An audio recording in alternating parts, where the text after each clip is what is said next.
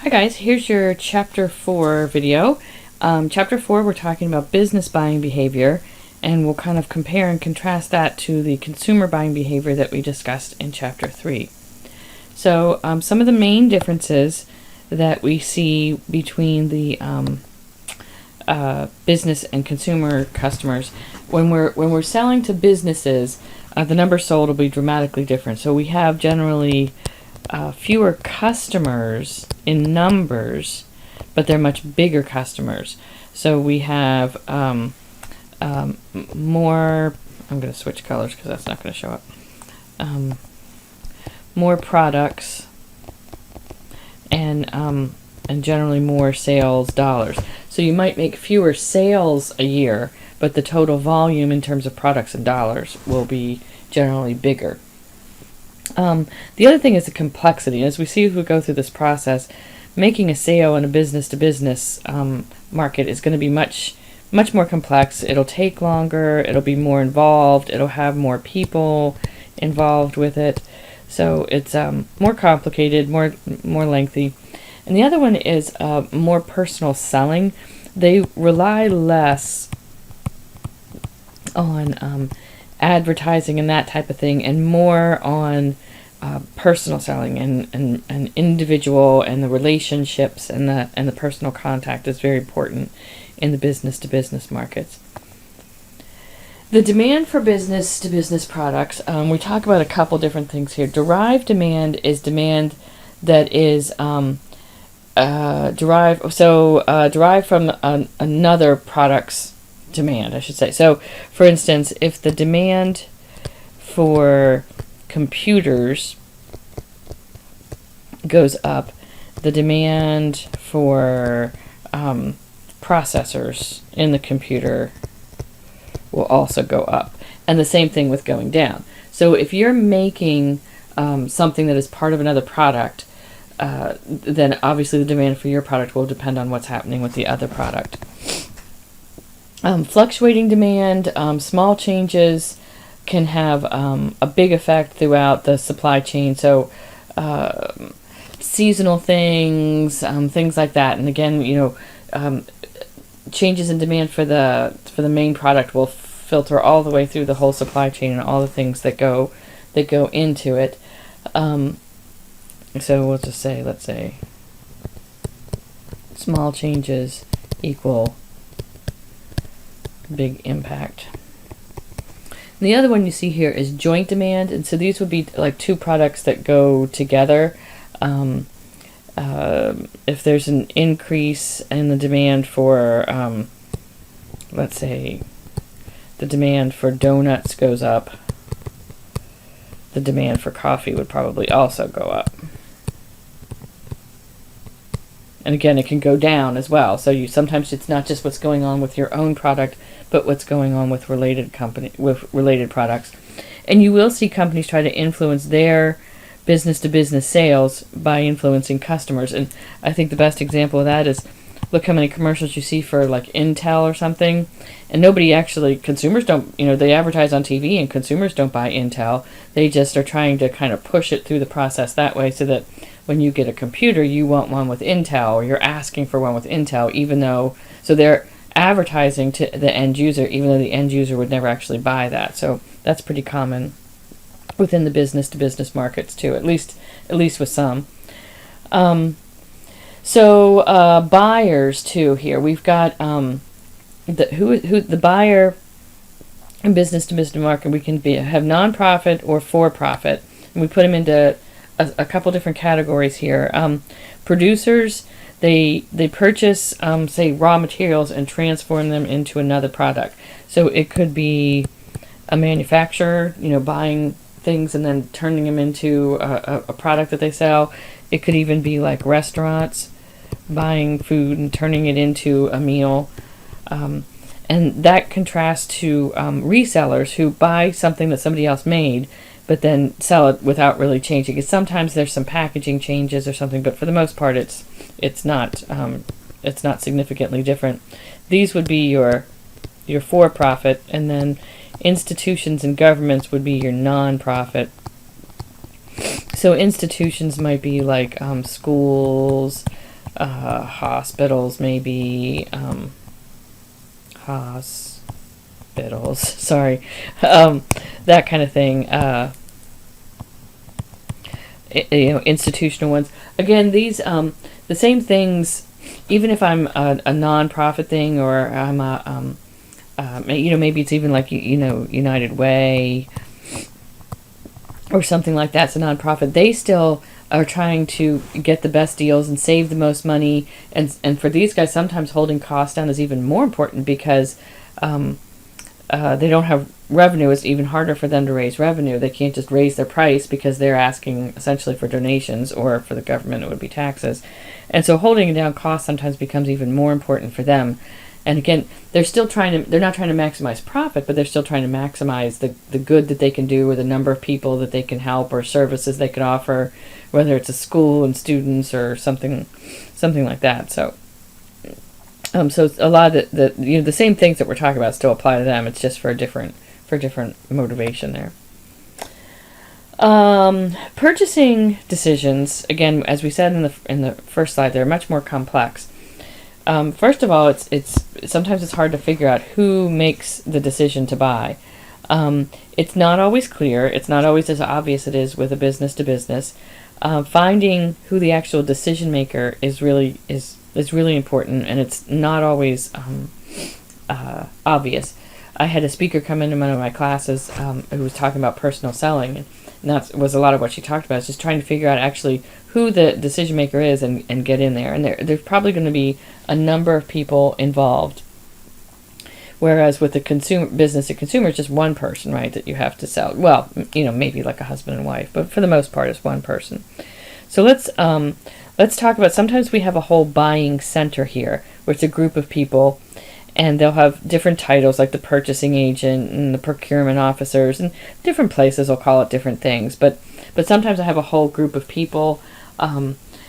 Even where I work, if I want to purchase something that's over a certain amount, it has to go through all these people's approval before it actually gets done. I don't have the authority to do that, and depending on the amount would vary, would determine how many people it has to go through to do that. And there are professional buyers who do that. Retail stores have that. They have buyers who that's their job, is to go out there. Like I had a friend who was a buyer for a clothing shop, and so it was her job to go out and go to New York and see the new clothes and decide what the store is going to carry and what they're not. And so that's a buyer. But in addition to just the main buyer, and the book does have a section on there what kinds of things they do. In addition to just the buyer, there's these other people in this buying center, other people influence. So the initiator is someone who first sees the need for the product. So it might be me. I see a need for new technology in the classroom or something like that, and so I'm trying to get this through. The user, for example, if I'm using this technology, these might not be the buyer. These might not actually have any say in it. It could be textbooks. You're the ones that are using the textbooks or the technology, but you don't really have any say in the purchasing thing. So they might not be a buyer or any kind of decision maker like that. But they are going to be the ones that are going to be using it. And depending on where you work, you probably see this a lot too. You're the one using the computer, but you didn't really have any say into what computer it was, for example.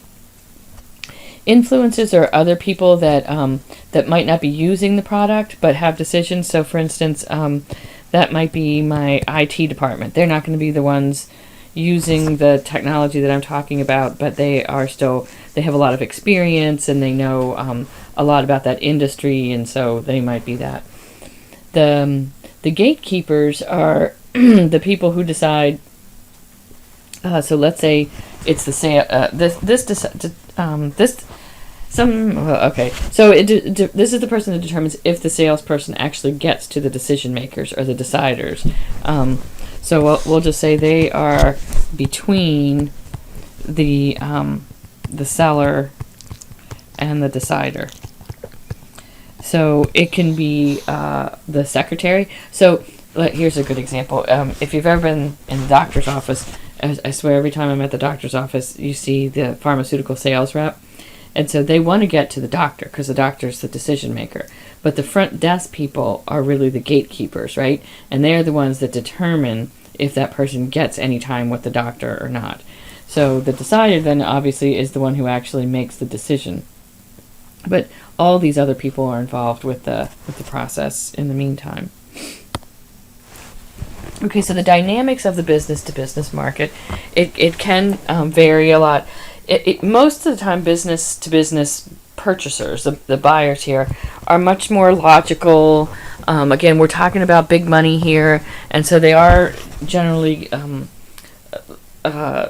you tend to think of them as much more systematic and logical. However, there are a lot of, they're still dealing with people, and now we've got even more people. Sometimes for these people, these decisions, there's a lot riding on it, if we're talking about huge amounts. Sometimes there's, political things going on between the different people within the buying center that we talked about. So the marketers are aware of those and try to work that. But business-to-business marketing is very strategic. They gather a lot of information, or at least they should. Successful ones will know a lot about that company, what they're already buying, what they're doing, what they're selling, who their customers are. Gather really an enormous amount of information about these companies before they get there. At least the best ones do. This one shows you the stages in the buying process. We went through the stages in the buying process for the consumers, and you can see some of this is the same, but it's a little more detailed. Need recognition. Then we have to kind of quantify that. We have to kind of write specifications for it. Then we search for potential suppliers. Then we ask them for, this is a request for proposal. So this is when you're getting bids. Okay, you identify people who are companies who are capable of making, and then you ask for bids for it. Then you evaluate the different proposals and bids you got, and then you make a decision. And then for some things, if it's a routine thing, we set up a timeline and then we evaluate it. And if it didn't meet our needs as described up here in this one, then we kind of search over again. Now this would be for the more complicated project. We go through all these steps for, say, here we'll talk about the different types of purchase. So if it's something just like a straight rebuy, I'm just reordering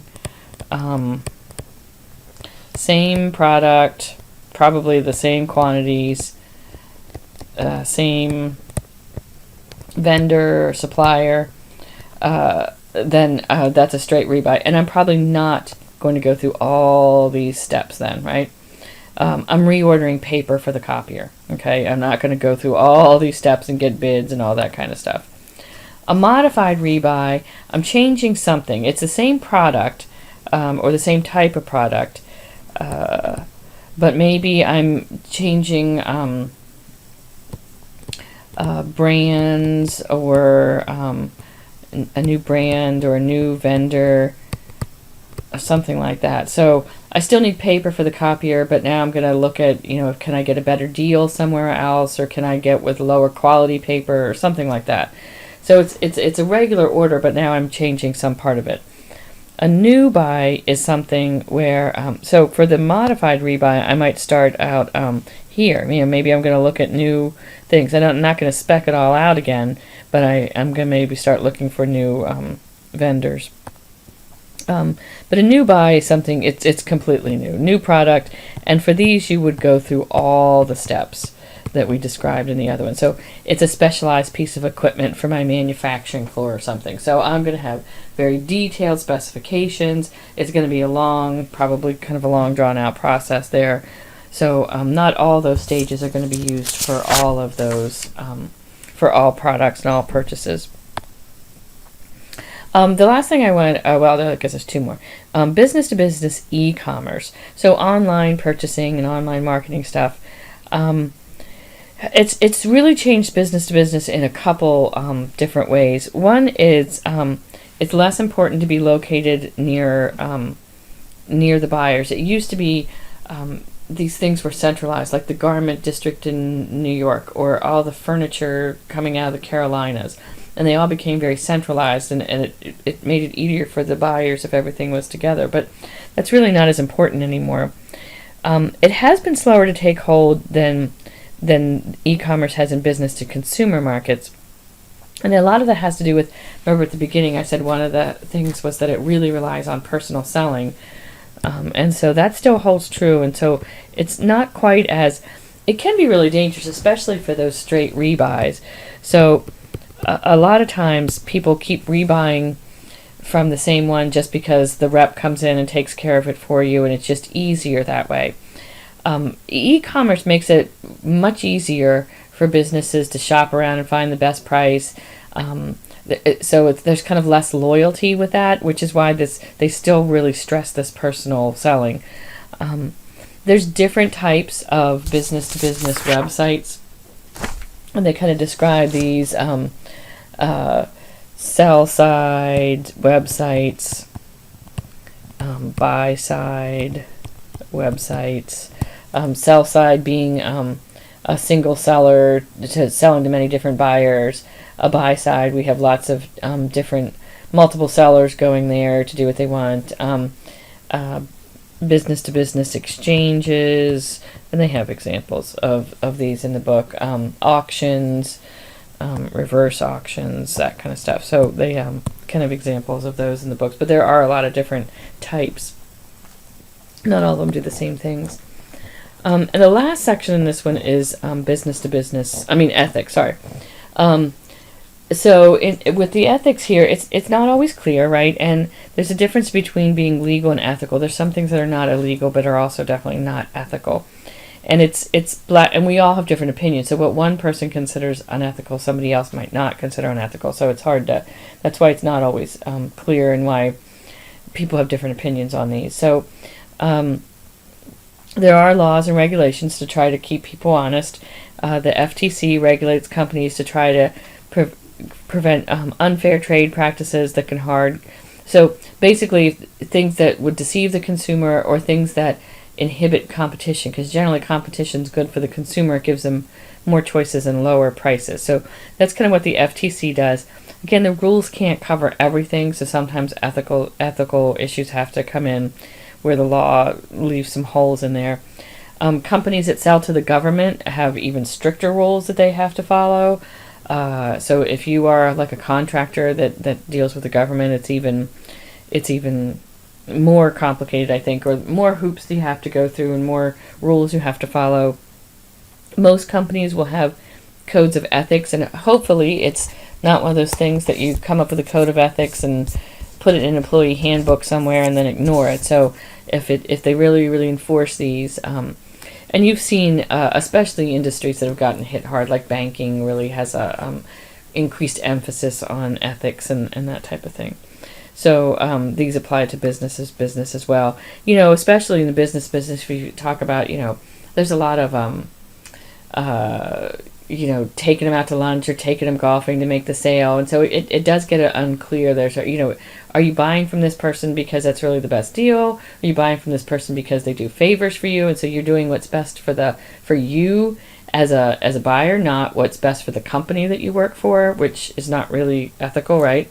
I'll just buy from this guy because, he is giving me a trip to somewhere or giving me a fancy dinner, when that's really not, the product he's selling is really not what's best for the company. So that's where this really gets unclear and wishy-washy. So there you go. That is Chapter 4. And I'll get working on Chapter 5.